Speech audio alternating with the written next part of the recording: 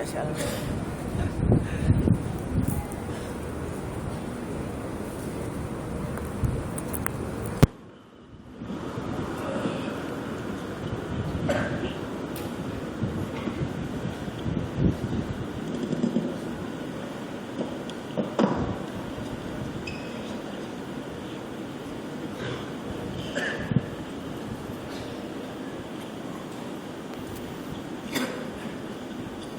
بسم الله الرحمن الرحيم. نحمده سبحانه وتعالى كما ينبغي لجلال وجهه والعظيم سلطانه على جميع نعمه كلها ما علمنا منها وما لم نعلم. Alhamdulillah, segala puji kepada Allah Subhanahu wa taala atas segala nikmat yang telah dikurniakan kepada kita, atas perkara yang kita dapat mengetahui daripada nikmat tersebut ataupun nikmat yang tidak kita mengetahuinya. Wa nusalli wa nusallim ala sayyidina Rasulillah Muhammad bin Abdullah miftah abwaab rahmatillah. Dan kita bersalawat juga bersalam ke atas junjungan kita Sayyidina Nabi Muhammad sallallahu alaihi wa alihi wasallam wa ala alihi wa ashabihi wa man tabi'ahu wa walah min yawmina hadha li yawmi liqah. Dan juga kepada para sahabat, para ahli baitnya sehinggalah ke akhir kelak.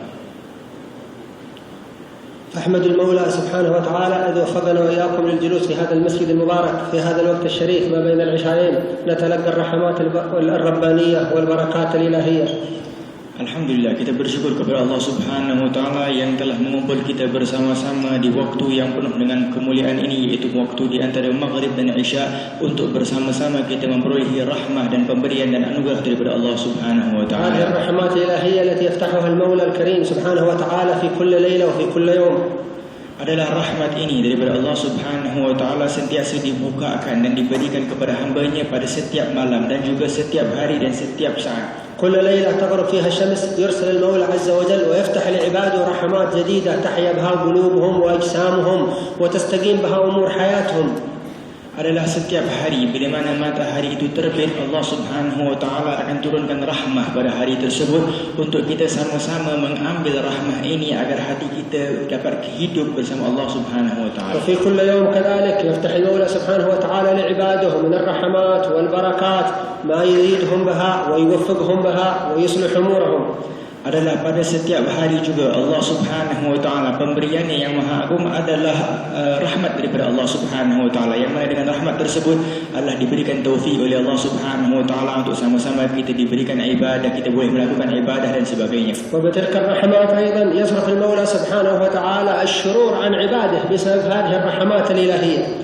Adalah dengan rahmat Allah Subhanahu wa taala juga kita dapat bersama-sama menjauhkan diri daripada perkara-perkara yang tidak diridai Allah Subhanahu wa taala. ويصرف سبحانه وتعالى أنواع العذاب عن عباده بتلك الرحمات. Dengan rahmat itu juga Allah Subhanahu wa taala menjauhkan segala perkara yang mungkin akan timpa kepada hamba Allah Subhanahu wa taala daripada malapetaka dan sebagainya, adalah kerana rahmat Allah Subhanahu wa taala dijauhkan semua itu. ذلك عندما نتدبر سورة هود مثلا فنجد أن تسليم المولى عز وجل للأنبياء وأقوامهم من العذاب بالرحمة.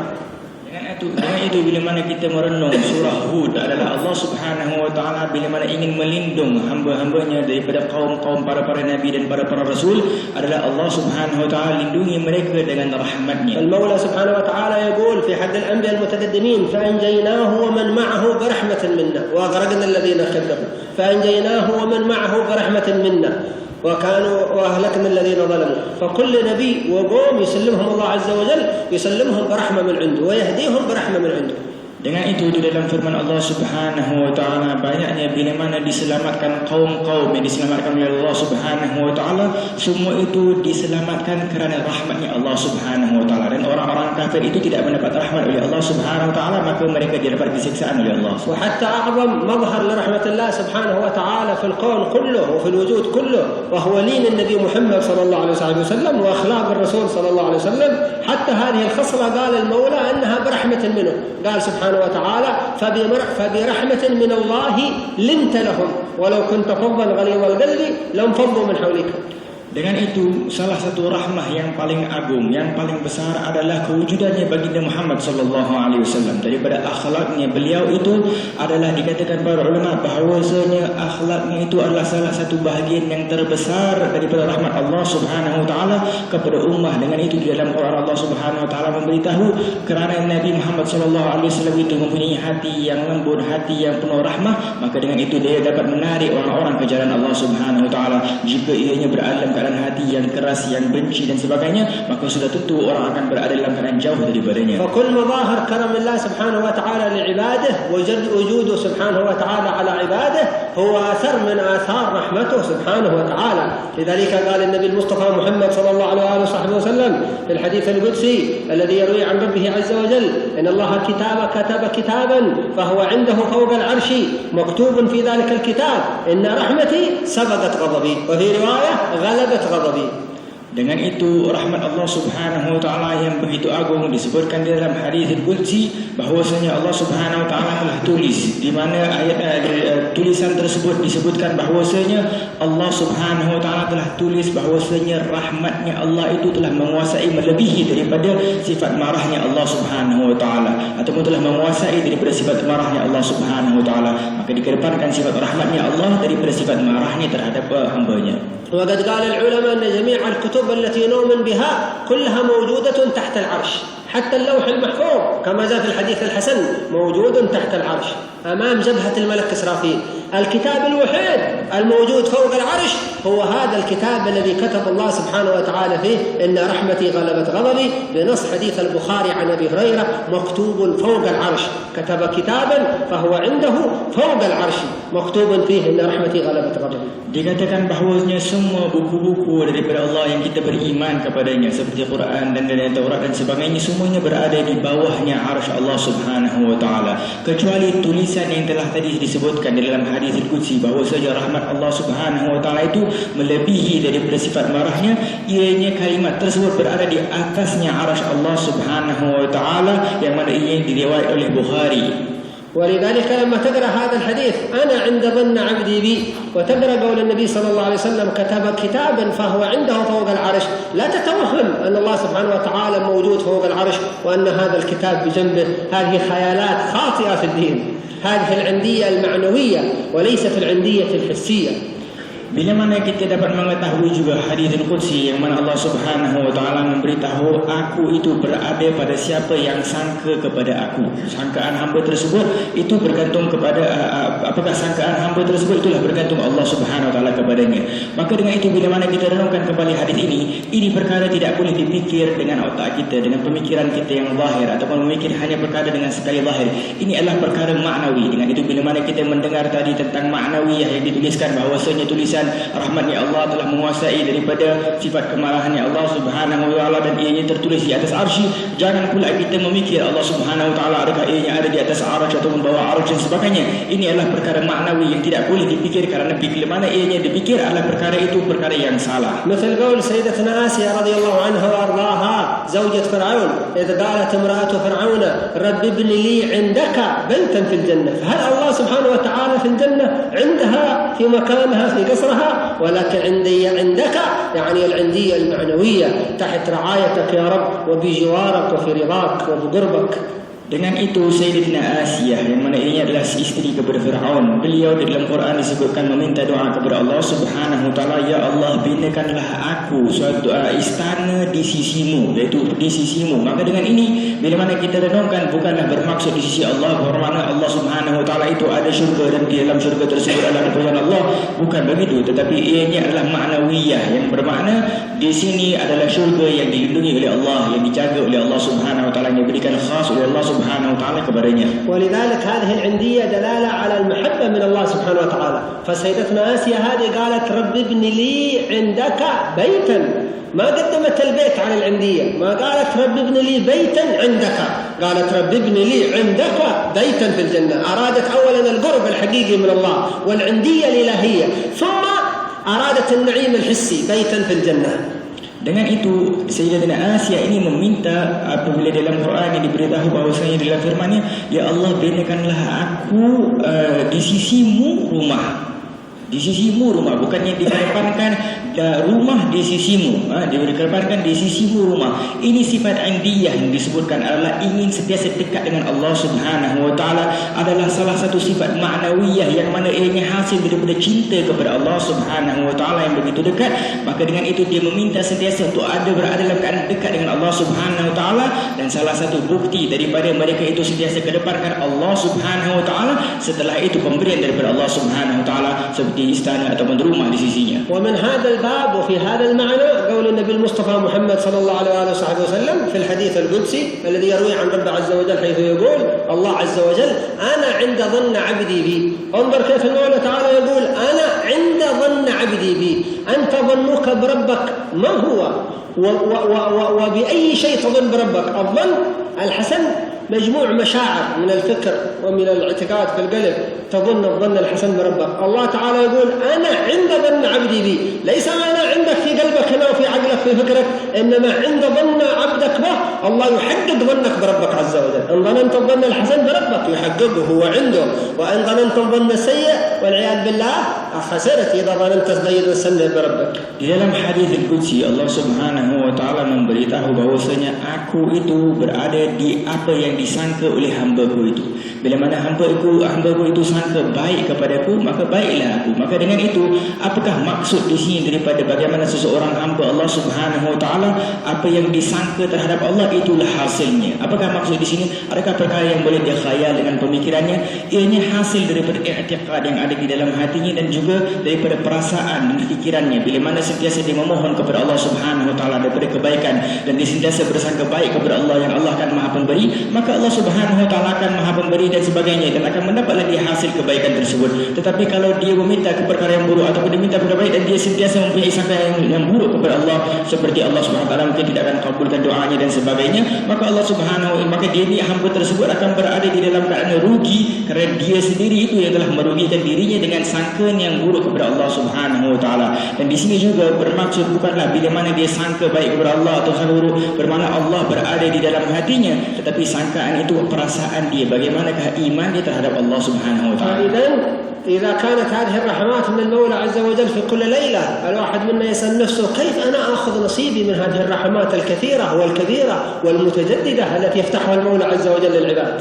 Bila mana seseorang hamba Allah Subhanahu wa taala mengetahui bahawasanya setiap hari itu pemberian daripada Allah Subhanahu wa taala, daripada rahmatnya itu sentiasa diberikan oleh Allah Subhanahu wa taala, bagaimanakah seorang hamba ingin mencari rahmat-rahmat ini, ingin mengambil bahagian daripada rahmat-rahmat yang luas ini daripada Allah Subhanahu wa taala. هذه الرحمات التي يستقيم بها أمور الناس في الدنيا وفي الأخرى.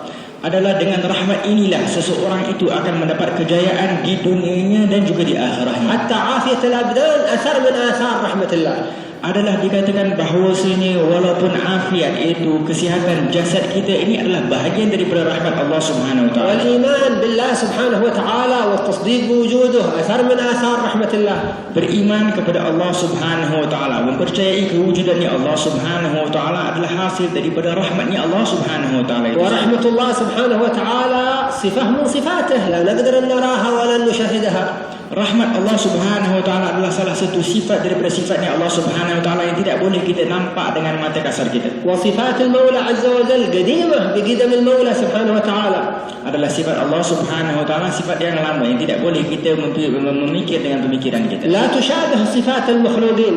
Ianya tidak boleh disamakan dengan sifatnya manusia. لذلك ربنا عز وجل أمرنا في القرآن أو أرشدنا في القرآن أن ننظر إلى آثار الرحمة، ولا نقدر أن ننظر إلى الرحمة فهي أمر معنوي فوق عقولنا. فقال سبحانه وتعالى لنبيه صلى الله عليه وسلم فانظر إلى آثار رحمة الله كيف يحيي الأرض بعد موتها.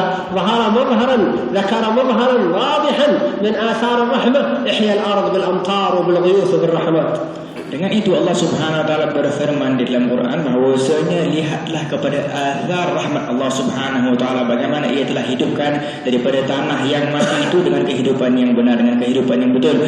Adalah di sini kita tidak boleh judge ataupun memikir ataupun melihat rahmat Allah Subhanahu wa taala itu, kerana rahmat itu tidak boleh dilihat, tetapi Allah Subhanahu wa taala memerintah kepada nabi-Nya untuk melihat efek azhar daripada rahmat tersebut. Apakah bahagian daripada efek dan azhar tersebut? Adalah bila mana Allah Subhanahu wa taala hidupkan tanah yang mati, Allah turunkan hujan, pohon-pohon yang semakin hijau dan sebagainya, dan itu semua adalah bahagian daripada rahmat Allah Subhanahu wa taala. ذكر سبحانه وتعالى لعباده أمرا يشاهدونه كل يوم، نزول الماء من السماء وكيف تحيا الأرض بالخضرة وبالحياة عندما ينزل هذا الماء. ولم يقل سبحانه وتعالى المطر، قال عز وجل من آياته أنك ترى الأرض خاشعة فإذا أنزلنا عليها الماء، ما قال أنزلنا عليها المطر، لأن كلمة المطر إذا ذكرت في القرآن تذكر مقرونة بالعذاب ومقرونة بالشدائد، أما كلمة الماء أو كلمة الغيث مقرونة بالرحمة وبالرخاء وباليسر وبالدعاء للعباد. Dengan itu dalam firman Allah Subhanahu wa taala juga yang memberitahu bahwasanya kami menurunkan air. Allah Subhanahu wa taala di sini tidak memberitahu kami menurunkan hujan. Ada perbezaan antara hujan dan juga air. Dan air itu bila mana turun di suatu kawasan, Allah Subhanahu wa taala akan hidupkan kawasan tersebut. Maka ada perbezaan antara hujan, karena hujan kebanyakannya dimaksudkan dengan kesiksaan dan sebagainya di dalam ayat Quran. Tetapi bila mana dikatakan di bagian daripada air adalah ia bahagian daripada rahmat Allah Subhanahu wa ta'ala. قال المولى سبحانه وتعالى وأمطرنا عليهم مطرا فساء مطر المنذرين. انظر كيف قالنا المطر بالسوء فساء مطر المنذرين. Dengan itu Allah Subhanahu wa taala ada di dalam firman-Nya yang beritahu bila mana tentang hujan, diturunkan hujan kepada perkara-perkara orang-orang yang melakukan kejahatan daripada di sisi Allah Subhanahu wa taala, maka diturunkan hujan yang tidak baik kepadanya. Allah Subhanahu wa taala في سورة الفرقان قال جل في علاه أفلا ينظرون إلى القرية التي أمطرت مطر السوء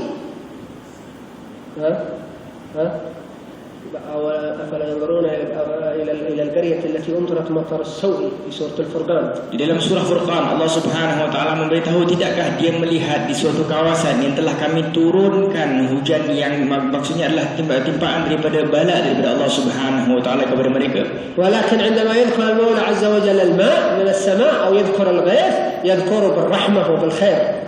Dengan itu diturunkan siksaan tersebut disebut matar yang bermaksud hujan, iaitu hujan yang tidak baik kepada mereka. Tetapi bila mana perkara yang berkaitan dengan rahmah adalah perkara yang berkaitan dengan air dan sebagainya, Allah Subhanahu wa taala sentiasa menunjukkan sifat kebaikannya terhadap perkara-perkara yang berkaitan dengan rahmah. Kama qala subhanahu wa ta'ala fi surah asy-syura, qala wa huwa alladhi yunzil al-ghaytha min ba'di ma qanatu wa yanshuru rahmatahu. Fanzur kayfa yanshuru ar-rahmah ba'da al-ghayth wa laysa ba'da al-matar, li'anna al-matar fiha zalazil, fiha fayadanat, fiha كوارث فيها عذاب.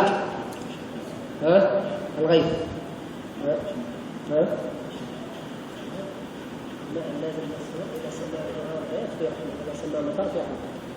Dengan itu Allah Subhanahu wa taala berfirman bahwasanya Allah Subhanahu wa taala turunkan hujan, yaitu air. Secara spesifiknya al-ghaith itu adalah air yang banyak, adalah ianya setelah diturunkan hujan tersebut maka Allah Subhanahu wa taala akan memberikan rahmah kepada hamba-hambanya. Dan berbeza dengan kalimat matar yang mana ianya adalah hujan.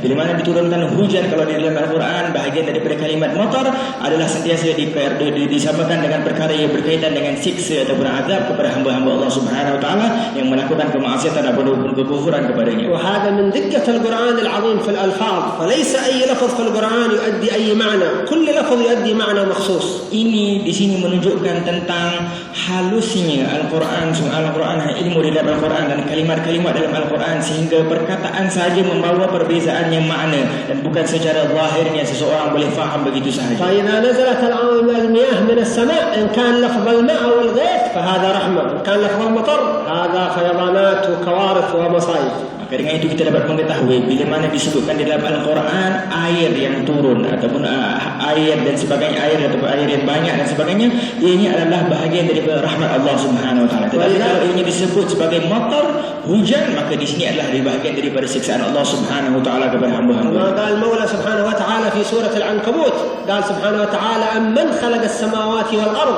wa anzala lakum min as-samai ma'an fa anbatna bihi hadaiqa dhata bahjah. Anzur kayf anzala min as-sama' ma'. Dengan itu Allah SWT beritahu juga di dalam surah Al-Ankabut bahawasanya siapakah yang menurunkan air, bukan disebutkan hujan, air daripada langit untuk kehidupannya bumi dan langit itu. Allah SWT menurunkan kebaikan, rahmah dan sebagainya adalah disebutkan dengan sebutan air. وهذه سورة العنكبوت سورة عظيمة، ذكر الله عز وجل أن عقائد الملحدين وعقائد الكافرين وعقائد المبتدعين عقائد زائغة وبسيطة وتافهة مثل بيت العنكبوت.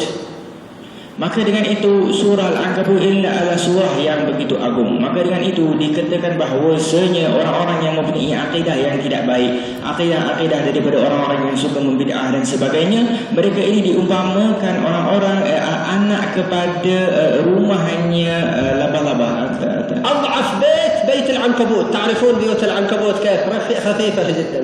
Kerana apa adalah dikatakan bahawasanya selemah-lemahnya rumah adalah rumahnya ankabut, itu rumahnya laba-laba. كذلك عقائد الزائغين للملاحدة والفلاسفة وغيرهم كلها عقائد تافهة بسيطة ليست قائمة على أساس صحيح. Dengan itu akidah-akidah yang tidak benar, iaitu akidah-akidah bila mana ianya tidak benar, yang tidak berdasarkan perkara-perkara yang betul di dalam julub sunnah dan sebagainya, maka ianya adalah akidah yang lemah, akidah yang tidak kuat, yang tidak bersandarkan daripada hadis, daripada ayat Quran, maka ianya adalah akidah-akidah yang lemah yang tidak harus diikuti. وعقائد شاذة. الكون كله والسماوات والجبال والأرض والبشر كلهم يسبحون الله سبحانه وتعالى ويسجدون لله. طائفة قليلة من الناس فقط هم الذين لا يسجدون لله عز وجل ولا يؤمنون بالله. قليل من الجن وقليل من الإنس. أما الملائكة بالأعداد الهائلة والجمادات والأشجار كلها بأنواعها تسبح الله سبحانه وتعالى. Adalah akidah ataupun apa yang ada kepada bukit-bukit ataupun bukit-bukit, tanah, pohon dan sebagainya, semuanya mempunyai iman kepada Allah Subhanahu wa taala, sentiasa berada dalam keadaan tasbih kepada Allah Subhanahu wa taala, percaya kepada Allah Subhanahu wa taala dan sentiasa sujud kepada Allah Subhanahu wa taala. Tetapi hanya sedikit sahaja daripada golongan hamba Allah Subhanahu wa taala, mungkin daripada manusia dan juga daripada golongan jin yang berkufur kepada Allah Subhanahu wa taala. تسبح بحمد ربها سبحانه وتعالى وتسجد لربها عز وجل. ولكن سجود ليس كسجودنا نحن. سجودنا البشر الآدميون المسلمون وضع 7 أعضاء على الأرض: الجبهة واليدين والركبتين وباطن القدمين.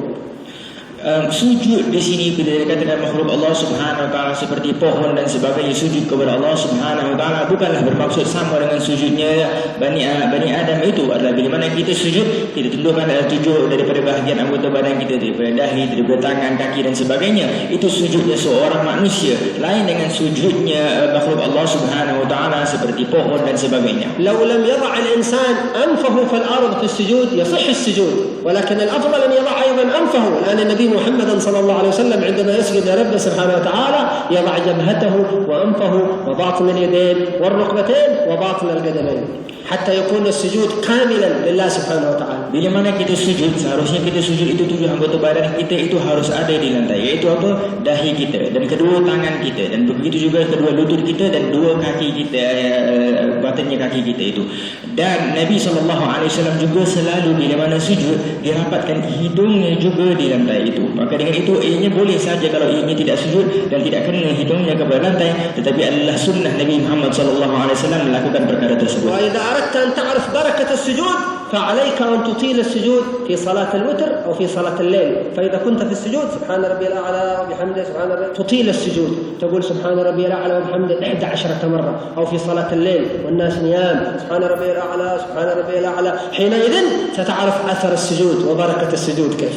أما إذا أنت تسجد مستعجلا سبحان ربي الأعلى وبحمده مستعجلا لن يشعر قلبك بعظمة السجود لملك الملوك سبحانه وتعالى. Bila mana kita ingin barakah daripada sujud, ingin mengetahui rahsia daripada sujud itu sendiri, maka janganlah tergesa-gesa, jangan harus cepat-cepat. Secara khususnya biasakan diri untuk salat seperti salatnya witir ataupun salat di akhir lail daripada salat tahajud. Kita lamakan sedikit sujudnya kita dengan membaca subhan rabbil a'la bihamdih sehingga 11 kali dalam keadaan seluruh lambat-lambat, dalam keadaan merasakan perkara itu dalam hati kita, keagungannya Allah Subhanahu wa taala. إذا كان الواحد منا إذا سجد لربه سبحانه وتعالى يسجد وهو مستعجلا بسرعة سبحان ربي الأعلى وبحمده ثم يقوم من غير حضور لن يفهم سر الاقتراب في السجود. ربنا عز وجل قال في سورة اقرأ فقال واسجد واقترب. السجود بأعضاء والاقتراب بالقلب، كيف تتقرب إلى ربك عز وجل. Bila mana seseorang membiasakan dirinya sujud tergesa-gesa, solat tergesa-gesa dan sebagainya, dan secara khususnya bila mana waktu sujud itu sendiri, yang mana ianya adalah salah satu sifat perkara yang dapat mendekatkan hamba Allah Subhanahu wa taala kepadanya, sehingga di dalam Al-Quran disebutkan bahawasanya wasjud li rabbika waqtarib. Sujudlah dengan Allah Subhanahu wa taala dan dekat kepada Allah Subhanahu wa taala. Jika disamakan ayat setelah sujudlah dan dekatlah kepada Allah Subhanahu wa taala, yang membuktikan bila mana seseorang itu sentiasa berada di dalam keadaan sujud di sisi Allah Subhanahu wa taala, maka hatinya itu akan berada sentiasa dekat dengan Allah. لذلك ربنا سبحانه وتعالى قال واسجد واقترب، ما قال واقرب. فرق بين الاقتراب وبين القرب.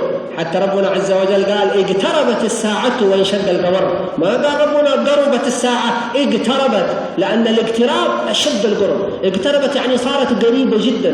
واسجد واقترب يعني تقرب إلى ربك قرب شديد، ليس قربا يعني بسيطا. Wasjud waqtarib di dalam ayat Al-Quran itu adalah sujud. Allah SWT tidak memberitahu wasjud waqrub, yani bermaksud di sini qurub dengan waqtarib itu. Waqtarib itu adalah kalimah yang membuktikan ataupun memfahamkan bahawasanya lebih dekat daripada hanya qurub biasa. Bermakna bila mana seseorang itu sujud kepada Allah Subhanahu wa taala, harus dia merasai kedekatannya dia sebagai hamba Allah Subhanahu wa taala kepada Allah Subhanahu wa taala, dan merasakan dianya semakin mendekatkan dirinya kepada Allah Subhanahu wa taala saat dia sujud kepada Allah Subhanahu wa taala. Dan disitulah terletaknya rahsia seorang hamba di dalam kehambaannya itu kepada Allah Subhanahu wa taala. وفي سورة الأنبياء قال المولى سبحانه وتعالى اقترب للناس حسابهم وهم في غفلة معرضون. ما قال الله عز وجل قرب للناس حسابهم، قال اقترب يعني صار قريبا جدا الحساب والقيامة. Dengan itu di dalam surah Anbiya Allah Subhanahu wa taala memberitahu kita bahawa sesungguhnya waktu itu sudah semakin dekat dan mereka itu berada di dalam keadaan lalai. Waktu itu semakin dekat, digunakan kalimah iqtaraba hisabuhum adalah semakin dekat. Di sini adalah bermaksud kedekatan yang begitu dekat dan bukan dimaksudkan dengan waqrub, iaitu adalah kalimat yang mengatakan hanya dekat, tetapi ini adalah begitu dekat, iaitu hari hisab itu adalah dalam keadaan datang kepada setiap satu daripada kita, tetapi kita berada di dalam keadaan lalai kepada Allah Subhanahu wa taala. وهكذا ربنا عز وجل أخبرنا أن كل الموجودات هذه تسبح الله سبحانه وتعالى.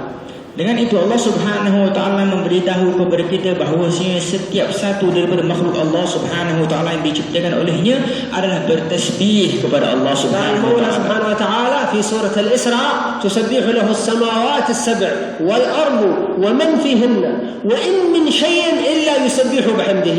هذا شيء يسبح بحمد الله، هذا شيء يسبح بحمد الله، هذا شيء يسبح بحمد الله، وإن من شيء إلا يسبح بحمده ولكن لا تفقهون تسبيحهم. ما قال الله عز وجل ولكن لا تسمعون تسبيحهم، قال لا تفقهون، لأنك لو سمعت تسبيح هذه الجمادات لأشغلت وقتك كله بالتسبيح لله سبحانه وتعالى، سبحان الله وبحمده سبحان الله العظيم، لكن لا تسمع هذا التسبيح. الأنبياء يسمعون التسبيح.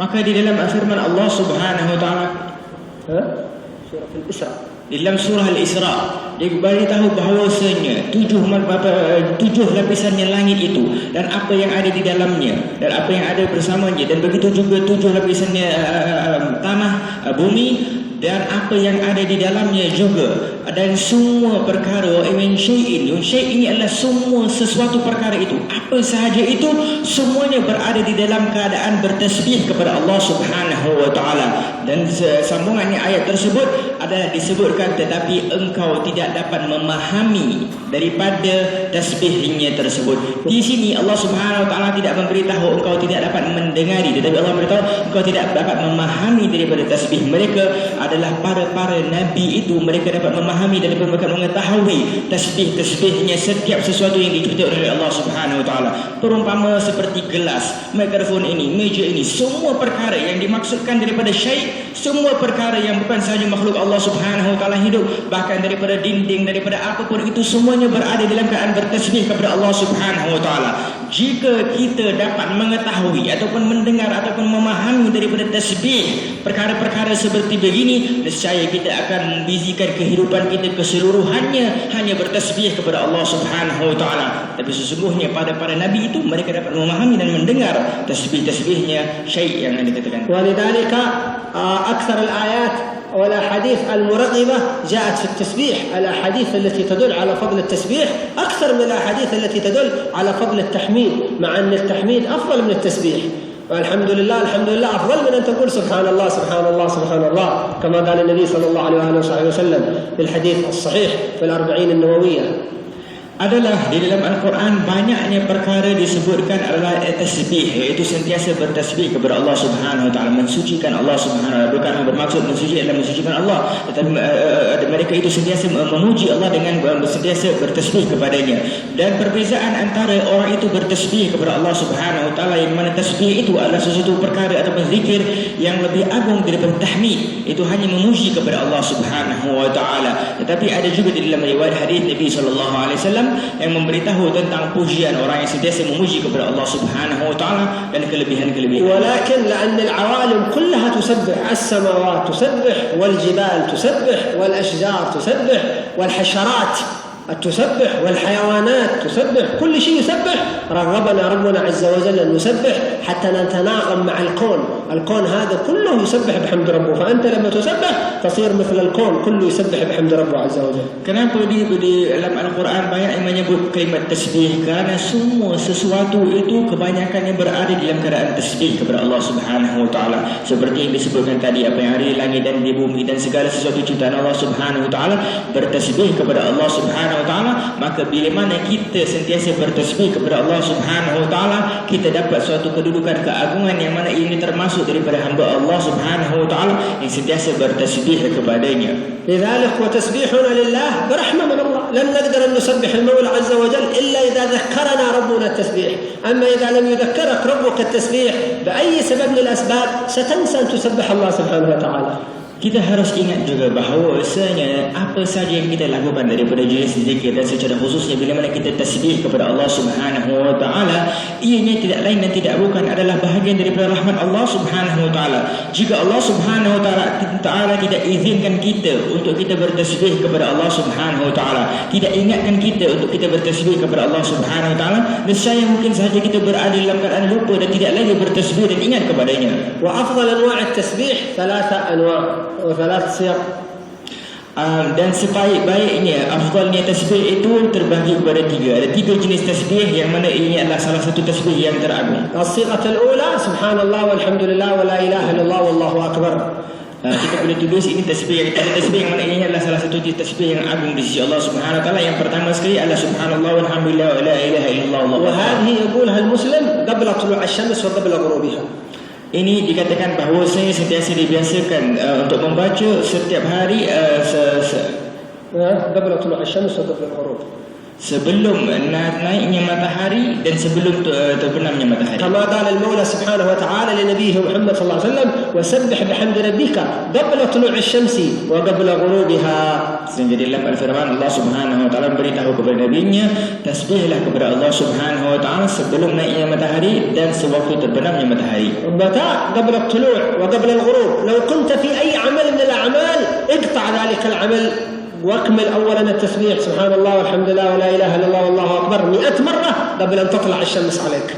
Jika seseorang itu berada daripada apa jenis amalan yang telah dia biasakan, maka ataupun perkara-perkara yang mungkin yang tidak dapat mendekatkan dirinya kepada Allah, maka potongkanlah amalan tersebut dan jauhkanlah secara khususnya pada waktu bila mana belum sewaktu baru nak naik matahari, sebelum terbitnya matahari, antara lepas subuh itu dan sebelum naiknya matahari, bacalah daripada 100 kali subhanallah walhamdulillah wa la ilaha illallah wallahu akbar. Begitu juga sewaktu terbenamnya matahari, itu dekat dengan maghrib. وكذلك من أول الأذكار التي تقال بعد الغروب مباشرة سبحان الله والحمد لله ولا إله إلا الله والله أكبر 100 مرة قبل غروب الشمس وإلا بعد الغروب مباشرة.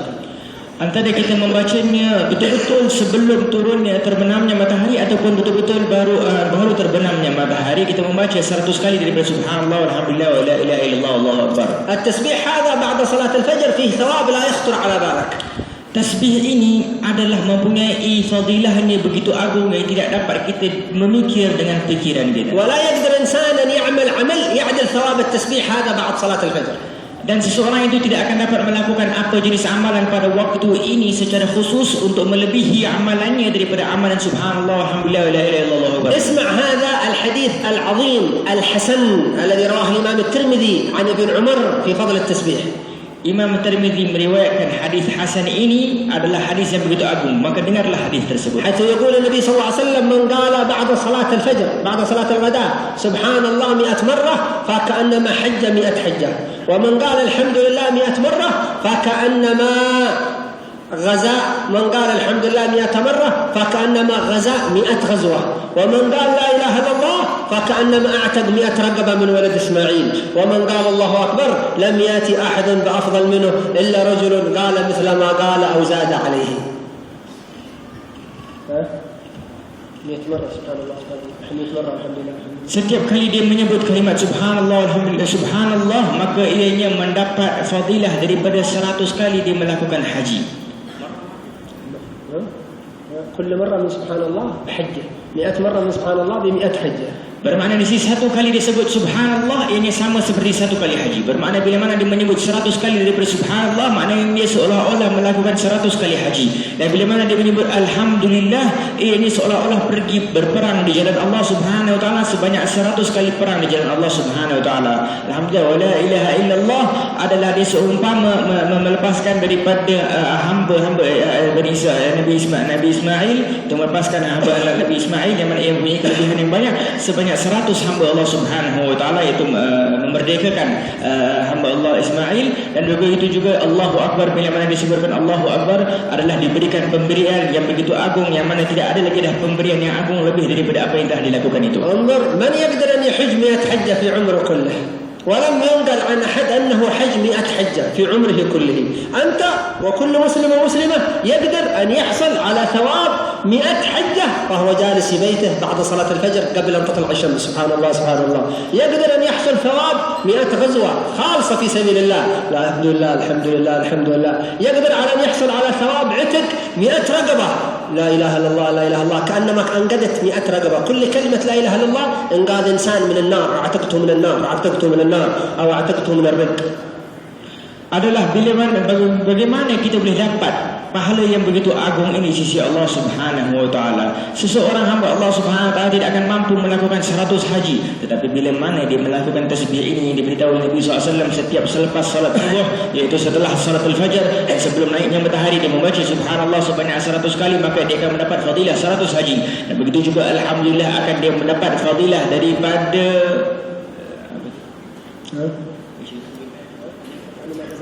adalah dia seperti pergi perang sebanyak 100 kali perang di jalan Allah Subhanahu wa taala. Dan bila mana dia menyebut kalimat la ilaha illallah, dia seolah-olah memerdekakan adalah hamba-hamba Allah Subhanahu wa taala, itu perlepasan daripada orang-orang yang akan mungkin disiksa oleh Allah Subhanahu wa taala sebanyak 100 orang daripada setiap kali dia menyebutkan la ilaha illallah. Dan begitu juga Allahu Akbar, yang mana ianya mendapat kebaikan yang banyak di sisinya. وكذلك قال النبي المصطفى صلى الله عليه وسلم كما روى الإمام مسلم في صحيحه: سبحان الله والحمد لله ولا إله إلا الله والله أكبر، هذه الأربع الكلمات خير من الدنيا وما فيها. Di dalam Sahih Muslim disebutkan bahawa barang siapa yang menyebutkan kalimat subhanallah alhamdulillah la ilaha illallah Allahu akbar, maka kalimat ini adalah sebaik-baik kalimat yang mana ianya lebih baik daripada dunia dan apa yang ada di dalamnya. انظر ماذا يوجد في الدنيا، 3 خصال توجد في الدنيا هذه: إنسان وحيوان وجماد. Dikatakan semua perkara yang ada dalam dunia. Apakah yang ada kat dalam dunia? Kat dunia ini ada 3 perkara saja, iaitu apa? Ada manusia dan ada juga haiwan dan ada juga makhluk Allah Subhanahu wa taala yang lain. النباتات من الجماد. Pohon-pohon itu adalah bahagian daripada makhluk Allah Subhanahu wa taala. وكل ما نشاهده أمامنا هذا جماد، إن كان حديدا وإن كان أخشابا وإن كان فرشا كله جماد. Ianya salah satu makhluk yang dikhususkan seperti makhluk Allah, seperti dinding, pohon dan sebagainya, semuanya adalah satu. لكن ثواب سبحان الله والحمد لله ولا إله إلا الله والله أكبر هل هي خير من الإنسان والحيوان والجماد؟ هي خير من ثواب الأعمال الصالحة كلها. Adakah bila mana disebutkan di sini lebih baik daripada apa yang ada di dunia dan seisinya, adalah lebih baik daripada manusia ataupun daripada haiwan ataupun daripada makhluk Allah Subhanahu wa taala? Bukanlah begitu, tetapi ianya lebih baik daripada segala amalan yang telah dilakukan oleh manusia, haiwan dan juga segala sesuatu itu. يعني لما يقول الإنسان سبحان الله والحمد لله ولا إله إلا الله والله أكبر يحصل على ثواب عظيم لو صرف الدنيا هذه كلها. ثواب التسبيح أعظم من ثواب الدنيا هذه كلها. Dengan itu seseorang bila mana menyebut kalimat subhanallah walhamdulillah wa la ilaha illallah Allahu akbar ini dengan benar, dengan betul ikhlas dan sebagainya, adalah dia mendapat pahala yang begitu agung yang mana ianya melebihi segala dunia dan seisinya. فلذلك نحن لما نسبح الله يرسخ الإيمان في قلوبنا. Dengan itu bila mana seseorang itu sentiasa bertasbih kepada Allah Subhanahu wa taala, harus ianya mendapat hasil daripada kekuatan di dalam hatinya. وكذلك نكثر من التسبيح بقول سبحان الله وبحمده سبحان الله العظيم. هاتان كلمتان عظيمتان في الملكوت. عندنا في الدنيا هاتان الكلمتان سهلتان خفيفتان على اللسان، سبحان الله وبحمده سبحان الله العظيم، لكنها في عالم الغيب عظيمة تملأ الميزان كله. سبحان الله وبحمده سبحان الله العظيم. Subhanallah wa bihamdihi subhanallah azim. Tasbih yang kedua yang begitu agung, ianya akan dikata Nabi SAW bahawasanya ianya akan memenuhkan timbangan kita di akhirat kelak dari sisi Allah Subhanahu wa taala dengan hanya menyebut dua kalimat ini yang mana Allah Subhanahu wa taala amat mencintainya adalah subhanallah wa bihamdihi subhanallahil azim. ذلك أنت أيها المسلم وأنت أيتها المسلمة كلما كنت خارج البيت تمشي في الشوارع في الأسواق ترى الدنيا تقول سبحان الله والحمد لله ولا إله إلا الله والله أكبر، وتتذكر أن هذه الأربع الكلمات عند الله سبحانه وتعالى خير من هذه الدنيا كلها وما يوجد فيها. وإذا دخلت بيتك تقول سبحان الله وبحمده سبحان الله العظيم سبحان الله وبحمده سبحان الله العظيم، وأنت تمشي وأنت تتحرك داخل البيت يتنور بيتك بذكر الله وبالتسبيح. Dengan itu biasakanlah diri wahai seorang muslim, wahai seorang muslimah, bila mana keluar daripada rumah dan membaca subhanallah walhamdulillah wa la ilaha illallah Allahu akbar, bukan sahaja pada waktu setelah salat subuh itu, tetapi setiap kali dia keluar dan dia pergi ke mana-mana, menyebutlah kalimat ini dengan sentiasa mengagungkan Allah Subhanahu wa taala di dalam hati. Begitu juga bila mana dia masuk dalam rumahnya, sentiasa dia mengulang-ulang dengan kalimat subhanallah wa bihamdihi subhanallahil azim, sehinggalah cahaya tersebut akan berada di mana tempat yang dia pergi, dan begitu juga secara khususnya akan masuk ke dalam rumah-rumah. فإذا أكثرنا ذكر الله سبحانه وتعالى أخذنا نصيبنا من رحمات الله عز وجل.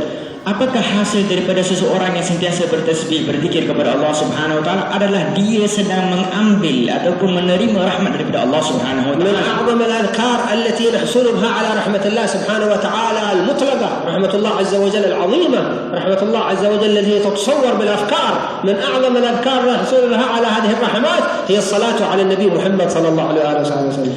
Adalah rahmat Allah Subhanahu wa taala yang begitu luas, yang begitu agung, yang mana tidak akan dapat kita fikir dengan fikiran kita ataupun lihat dengan mata kita, tetapi ianya adalah sesuatu agung di sisi Allah Subhanahu wa taala, dan ianya akan menjadi lebih agung bila mana seseorang itu melakukan apa? Melakukan salawat kepada baginda Muhammad sallallahu alaihi wasallam. فإن المسلم عندما يصلي على النبي محمد صلى الله عليه وسلم مرة واحدة ربنا جل في علاه بكبريائه بجلاله بعظمته يصلي على هذا العبد صلاة واحدة، صلاة الله سبحانه وتعالى أفضل وأعظم من عبادتك أنت أيها المسلم لو عبدت الله مليون سنة أو 1000 سنة. صلاة من الله واحدة أعظم من عبادتك أنت مليون سنة. Dikatakan dalam hadis bahawa barang siapa yang bersalawat kepada baginda Muhammad sallallahu alaihi wasallam, maka Allah sebanyak 10 kali, maka Allah Subhanahu wa taala sebanyak bersalawat kepada 1 kali kepada Muhammad sallallahu alaihi wasallam, maka dia akan disalawat oleh Allah Subhanahu wa taala sebanyak 10 kali. Di sini adalah salawat daripada Allah Subhanahu wa taala adalah dengan keagungannya Allah Subhanahu wa taala. Apakah dimaksudkan dengan salatnya Allah Subhanahu wa taala kepada hamba tersebut? Adalah Allah Subhanahu wa taala merahmati hamba tersebut dengan rahmatnya Allah Subhanahu wa taala yang agung, yang mana dengan rahmat ini tidak akan kita dapat capai walaupun daripada kita dapat beribadah 100 tahun ataupun 1000 tahun daripada ibadah kita, kalau dikabulkan oleh Allah Subhanahu wa taala 1 kali saja salawat kita kepada baginda Muhammad sallallahu alaihi wasallam dan diberikan salat daripada Allah Subhanahu wa taala kepada kita, saya sudah cukup semuanya ibadah kita. وهكذا إذا أكثر الإنسان من ذكر الله سبحانه وتعالى حصل على نصيبه من رحمات الحق عز وجل التي يفتحها كل يوم وكل ليلة. ولذلك علمنا النبي محمد صلى الله عليه وسلم أن نستقبل يومنا بالذكر لله والتسبيح والشكر، وأن نستقبل ليلنا بالتسبيح والذكر والدعوات حتى نحوز رحمات الحق عز وجل. Dengan itu adalah Allah Subhanahu wa taala sentiasa memberikan dengan pemberian telah dikatakan tadi. Setiap hari ada pemberian Allah Subhanahu wa taala, rahmatnya itu sentiasa ada. Cuma orang banyak tidak dapat merasakan rahmat yang agung ini. Kerana apa? Kekurangannya mereka di dalam berzikir dan berdoa dan sebagainya. Tetapi bila mana seseorang hamba Allah Subhanahu wa taala mempunyai hati yang ikhlas, yang ingin berzikir dan sentiasa membiasakan dirinya daripada tasbih dan berzikir dan berdoa, masuk keluar rumah dan masjid dan sebagainya, maka seseorang ini berada dalam keadaan keadaan membukakan hatinya untuk mendapat merasakan rahmat Allah Subhanahu wa taala yang memberikan kepadanya, sehingga dia akan menjadi seorang mukmin yang benar-benar mukmin. فكذلك نصلي على النبي المصطفى صلى الله عليه وسلم، ففي صلاتنا على رسول الله صلى الله عليه وآله وسلم ثواب عظيم لا يخطر على عقولنا، لا نقدر أن نعد ثواب الصلاة على النبي محمد صلى الله عليه وسلم. Dengan itu juga adalah sebagai seorang mukmin harus membiasakan diri untuk bersalawat kepada Nabi Muhammad sallallahu alaihi wasallam. Yang mana salawat ini kita tidak akan dapat memikir tentang fadilah yang ada dan kelebihan yang ada di dalam fadilat salawat kepada baginda Muhammad sallallahu alaihi wasallam. اسمع هذا الحديث العظيم في فضل الصلاة على النبي محمد صلى الله عليه وسلم وسنده حسن. هذا حديث بسند حسن ليس حديثا ضعيفا، حديث سنده حسن رواه ابن ماجه وغيره من هذا الحديث. يقول صلى الله عليه وآله وصحبه وسلم: من صلى علي مرة صلى الله عليه وملائكته 50 صلاة. الملائكة يصلون على كل مسلم ومسلمة يصلي على النبي محمد صلى الله عليه وسلم مرة واحدة يصلون عليه 50 صلاة. كم عدد الملائكة يصلون عليه 50 صلاة؟ Maka dengan itu adalah di dalam hadis ini adalah hadis hasan, bukanlah hadis dhaif. Hadis hasan yang diriwayatkan oleh Ibn Majah adalah dikatakan bahawasanya Nabi SAW berkata bahawasanya barang siapa yang bersalawat kepada baginda Muhammad SAW sebanyak 1 kali, maka Allah Subhanahu wa taala, ini riwayat lain, ada Allah Subhanahu wa taala dan juga para malaikatnya itu bersalawat kepada hamba tersebut sebanyak 50 kali salawat. Bayangkan berapa banyaknya makhluk Allah Subhanahu wa taala daripada golongan malaikat ini yang bersalawat kepada kita sebanyak 50 kali. الحديث المشهور هذا في صحيح مسلم: من صلى علي مرة صلى الله عليه 10 صلوات. ولكن هذا في حديث ابن ماجه: من صلى علي مرة صلى الله عليه وملائكته 50 صلاة. لو كان 10 ملائكة فقط يصلون عليه 50 صلاة ألوف، فكيف الملائكة لا يحصي عددهم إلا الله سبحانه وتعالى؟ هذه رحمة عظيمة من الله وبركة النبي محمد صلى الله عليه وسلم. Hadis yang pertama tadi adalah yang diriwayatkan oleh Muslim yang kita sentiasa mengetahuinya. Bagaimana ini bila mana kita salawat kepada baginda Muhammad sallallahu alaihi wasallam sebanyak sekali, maka Allah Subhanahu wa taala akan bersalawat kepadanya sebanyak 10 kali. Tetapi hadis yang kedua ini yang mana ini adalah sanadnya adalah hasan yang diriwayatkan oleh Ibnu Majah, ini adalah bila mana dia bersalawat kepada Nabi Muhammad SAW sebanyak 1 kali, Allah Subhanahu wa taala dan para malaikatnya bersalawat sebanyak 50 kali. Bayangkan berapa banyaknya malaikat yang ada di sisi Allah Subhanahu wa taala yang bersalawat kepada kita dengan hanya 1 kali, dengan hanya 50 kali salawat, dengan beribu dan berjutanya para malaikat itu. وأدل شيء نصلي على النبي محمد صلى الله عليه وسلم قبل النوم 20 مرة. قبل النوم 20 مرة. هذه قضاء لصلواتنا على النبي محمد صلى الله عليه وسلم التي نفتتح بها يومنا في الصباح بالرحمات والبركات الإلهية قبل النوم. Adalah paling kurang seseorang hamba Allah Subhanahu wa taala itu bersalawat kepada baginda Muhammad sallallahu alaihi wasallam sebanyak 20 kali sebelum ia tidur. Sebelum ia tidur dia membaca salawat kepada baginda Muhammad sallallahu alaihi wasallam dengan ikhlas kepada Allah Subhanahu wa taala sebanyak 20 kali. Ianya kunci untuk dibuka oleh rahmat Allah Subhanahu wa taala pada harinya dan pada hari esoknya itu. لأن النبي صلى الله عليه وسلم يقول كما جاء في حديث البخاري والطبراني: من صلى علي 10 حين يصبح و10 حين يمسي أدركته شفاعتي يوم القيامة. فإذا لم تقدر أن تصلي 10 بعد صلاة الفجر 10 قبل النوم 20 مرة، 10 الصباح و10 المساء، ندخل وتدخل في شفاعة المصطفى محمد صلى الله عليه وسلم. Diriwayatkan bahwasanya Imam Bukhari dan Muslim. لا Bukhari dan Tabarani. Imam Bukhari dan Tabarani berkata bahawasanya barang siapa yang bersalawat sebanyak 10 kali pagi dan 10 kali sebelah malam kepada Nabi Muhammad sallallahu alaihi wasallam, niscaya dia akan mendapat syafaatnya bagi Muhammad sallallahu alaihi wasallam kelak di akhirat. Ini paling kurangnya kita bersalawat kepada Nabi Muhammad sallallahu alaihi wasallam. Maka dengan itu kalau kita tak mampu, kita boleh melakukan 20 kali sebelum kita tidur. Itu paling kurangnya seseorang di dalam beringinkan bersalawat kepada Nabi Muhammad sallallahu alaihi wasallam agar dia mendapat kelebihan yaitu bersyafaat Nabi Muhammad sallallahu alaihi wasallam di akhirat. وكذلك أيضا نصلي على النبي صلى الله عليه وسلم في الصباح وفي المساء 100 مرة حتى يقضي الله الحوائج. فقد روى الإمام أبو موسى المديني بسند حسن أن النبي صلى الله عليه وسلم قال: من صلى علي بعد صلاة الفجر 100 مرة قضى الله له 100 حاجة، 70 من حوائج الآخرة و30 من حوائج الدنيا. Diriwayatkan dalam hadis hasan daripada Imam Musa al-Madini bahwasanya barang siapa yang bersalawat kepada baginda Muhammad sallallahu alaihi wasallam setiap hari 100 kali sebelah pagi dan 100 kali sebelah malam, Allah Subhanahu wa taala akan mengabulkan hajatnya, mengqadakan hajatnya, yaitu 70 hajat. Aywa. 70 hajat di dunia, iaitu 70 hajat akan dikabulkan hajatnya itu di dunia dan 30 lagi di akhirat. أهم شيء في هذا الحديث أنك تستمر عليه كل يوم يوميا 100 مرة من الصلاة على النبي صلى الله عليه وسلم في الصباح و100 مرة من الصلاة على النبي صلى الله عليه وسلم في المساء. تظهر بركات الصلاة على النبي محمد في قضاء الحوائج وغفر الذنوب وحصول البركات والخيرات.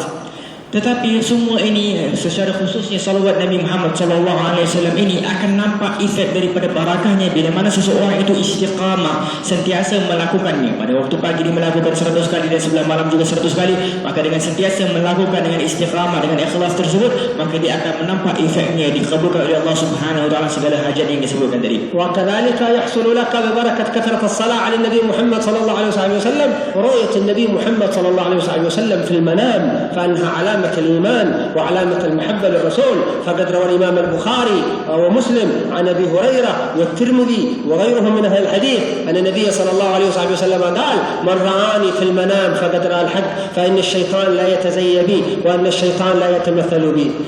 Sehingga seseorang itu bila mana sentiasa bersalawat kepada baginda Muhammad sallallahu alaihi wasallam dengan penuh perasaannya, dengan penuh kerinduan dan kecintaannya kepada baginda Muhammad sallallahu alaihi wasallam, mungkin sahaja Allah Subhanahu wa taala akan mengurniakan pemberian yang begitu agung, iaitu apa? Ianya dapat melihat baginda Muhammad sallallahu alaihi wasallam di dalam mimpinya, yang mana insyaallah semoga Allah Subhanahu wa taala menjadikan kita daripadanya. Ianya adalah bahagian daripada dalam hadis Nabi sallallahu alaihi wasallam telah beritahu kepada kita yang diriwayatkan oleh Imam Al-Bukhari yang daripada Abu Hurairah bahwasanya barang siapa yang nampak aku, kata Nabi SAW, di dalam mimpinya itu, maka dia telah nampak aku sebenar-benarnya, kerana syaitan itu tidak dapat menyerupai aku. وكان الناس في القرون الأولى لا يرون النبي محمد صلى الله عليه وسلم في المنام كثير في القرون الأولى، القرن الأول والثاني، لأنهم قريبون من عهد النبي محمد صلى الله عليه وسلم، قلائل الذين كانوا يرون النبي محمد صلى الله عليه وسلم. لكن بعد ذلك صاروا الناس كثير يرون النبي المصطفى محمد صلى الله عليه وسلم.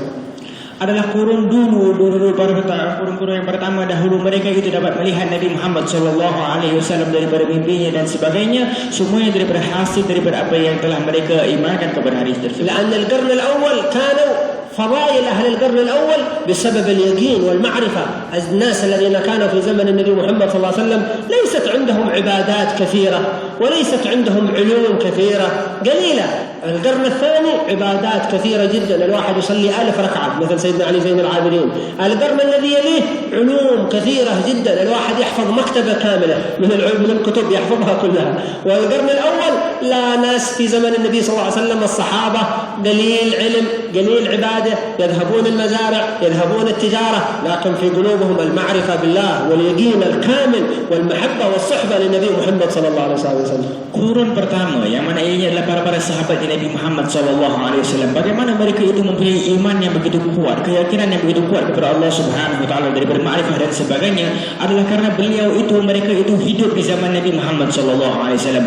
Mereka itu sentiasa melihat ke wajah Nabi Muhammad sallallahu alaihi wasallam. Maka dengan itu kita dapat mengetahui bahawasanya para sahabat Nabi sallallahu alaihi wasallam itu kurang di dalam melakukan amalan-amalan, tidak banyak amalan-amalan mereka, tetapi hati mereka itu penuh dengan keagungan, penuh dengan keyakinan, penuh dengan iman kepada Allah Subhanahu wa taala. Hasil daripada mereka itu sentiasa melihat wajah Nabi Muhammad sallallahu alaihi wasallam. Tetapi kurun yang kedua dikatakan bahawasanya setelah kepimpinan Nabi Muhammad SAW, banyaknya orang itu berada dalam keadaan melakukan amalan yang banyak, seperti zaman Imam Sayyidina Zainal Ali Zainal Abidin yang melakukan daripada 1000 rakaat setiap hari dan sebagainya. Amalannya begitu banyak sehingga daripada amalan tersebut mereka memenuhi daripada iman tersebut. Dan begitu juga setelah daripada zamannya kurun yang ketiga adalah banyaknya orang menguasai ilmu, yang mana telah banyaknya di karangan kitab dan sebagainya, adalah tanda daripada keimanan yang mereka yang penuh dalam hati. لذلك حتى الكرامات إنما ظهرت في الأمة المحمدية وكثرت واشتهرت بعد الثلاثة القرون الخيرية الأولى. كانوا في القرون الأولى كرامات قليلة للصحابة وللتابعين وتابع التابعين.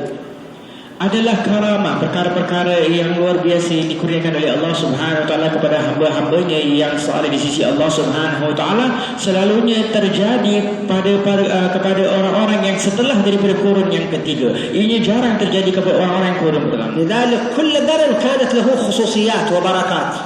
Dengan itu kurun-kurun itu sentiasa mempunyai ada khususiat dan kelebihan masing-masing. وليس معناه القرون التي ظهرت فيها الكرامات أفضل من القرون التي لم تظهر فيها الكرامات. Ini tidaklah bermakna orang yang dapat seperti khususiat karamah itu sewaktu kurun yang ketiga itu adalah mereka ini lebih afdal daripada orang-orang yang hidup di kurun yang pertama, karena orang kurun pertama itu tidak nampak daripada karamah-karamah mereka.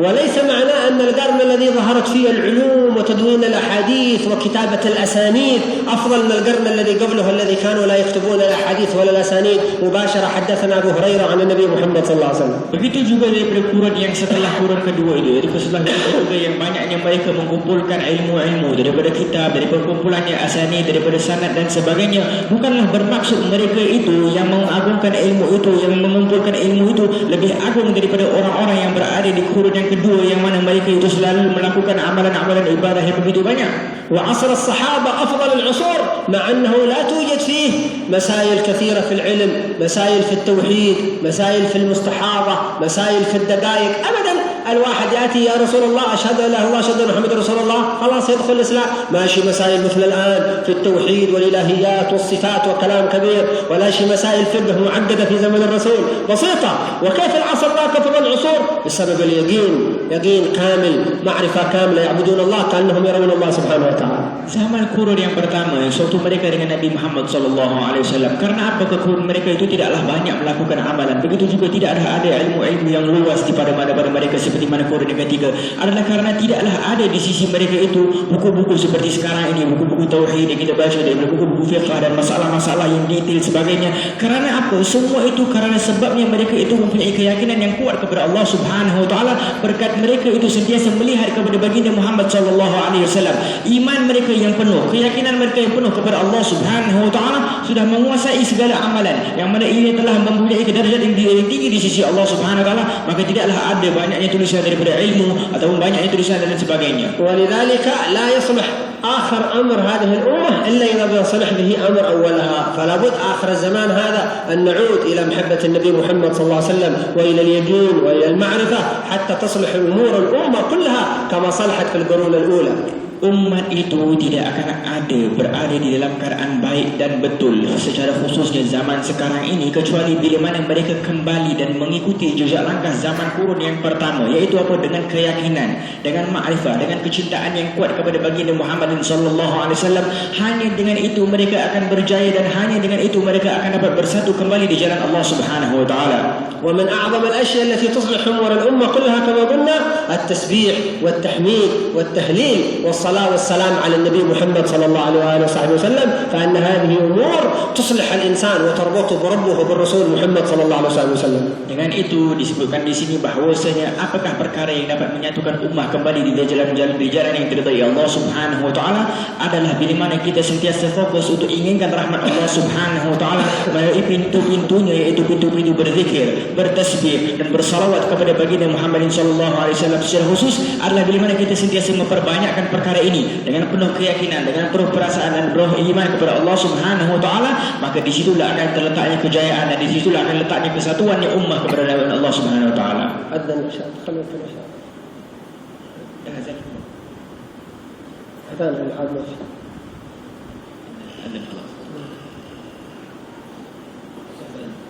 فنسأل الله تعالى أن ينفعنا وإياكم إن شاء الله. Semoga Allah Subhanahu Wa Taala kabulkan kita insyaallah. فالتسبيح والتهليل يحفظ فكر المسلم وقلبه من العقائد الزائغة. Maka dengan itu kita dapat mengetahui bahawasanya tasbih dan berzikir ini akan dapat melindungi kita daripada akidah-akidah yang tidak benar. والتحميد لله سبحانه وتعالى يجعل قلب المسلم يعرف النعم ويشكر ربه عليها. Tahmid, orang yang sentiasa memuji kepada Allah Subhanahu Wa Taala, itu akan sentiasa berada dalam keadaan orang-orang yang sentiasa bersyukur kepada. والتكبير عندما دائما نقول الله أكبر الله أكبر يجعل المسلم يعظم ما عظم الله من دار الآخرة والغيب ويصغر ما صغر الله.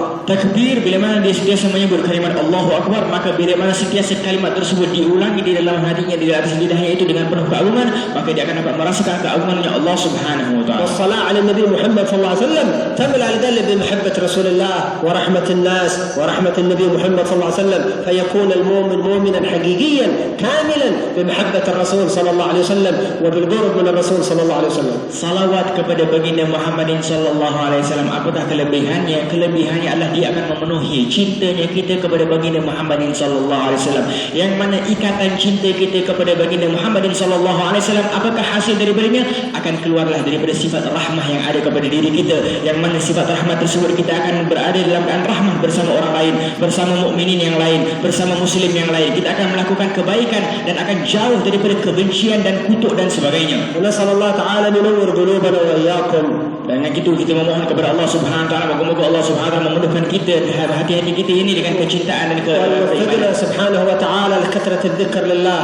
dan diberikan kita taufik untuk kita sentiasa berada dalam keadaan berzikir kepada Allah Subhanahu wa taala. ويوفر حظنا سبحانه وتعالى من الرحمات الإلهية والبركات الربانية. Dan diberikan kita insyaallah rahmat daripada Allah Subhanahu wa taala kepada kita yang hadir ini insyaallah. حتى يجعلنا وإياكم من عباده الصالحين وعباده المحبوبين.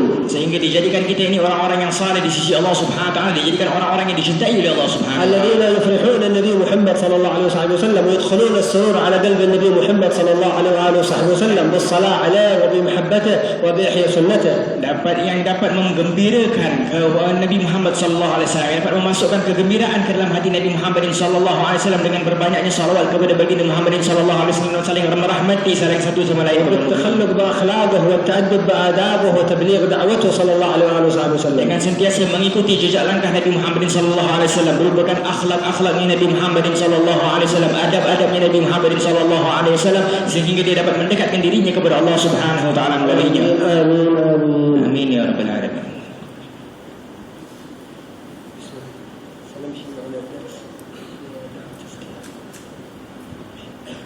سبحانك اللهم وبحمدك أشهد أن لا إله إلا أنت نستغفرك ونتوب إليك.